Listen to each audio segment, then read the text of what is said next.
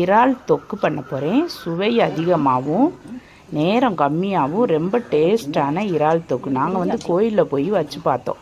மாதா கோயிலுக்கு போனப்போ ரொம்ப டேஸ்ட் அதிகமாக இருந்துச்சு. நாக்கிலே ஒட்டி இருந்ததுனால இன்றைக்கும் வச்சிடலான்ட்டு வீட்டில் 1/2 கிலோவே வாங்கியிருந்தோம். அதை நல்லா சுத்தமாக கழுவி எடுத்துகிட்டு வந்துட்டு எண்ணெய் ஊற்றிட்டு காஞ்சோடனே சின்ன வெங்காயத்தை நறுக்கி போட்டுக்கலாம். கொஞ்சம் அதிகமாகவே போட்டு நல்லா கிண்டி விட்டுட்டு ஒரு தக்காளியை கையால் நசுக்கி போட்டுட்டு அதையும் நல்லா கிண்டி விட்டுக்கிடலாம்.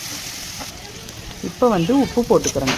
உப்பு போட்டுட்டு நம்ம கழுவி வச்சுருக்க இறாலை போட்டு நல்லா கிண்டிக்கிட்டு இருந்தோம்னா தண்ணி அதிலே நிறையா தண்ணி வந்துடும். பாருங்கள் எவ்வளவு தண்ணி வந்துருச்சுன்னு. இந்த தண்ணி வத்துற அளவுக்கு வெந்தால் போதும். ரொம்ப நேரம் வெந்தாலும் இறால் வந்து சாப்பிட்டா இருக்காது.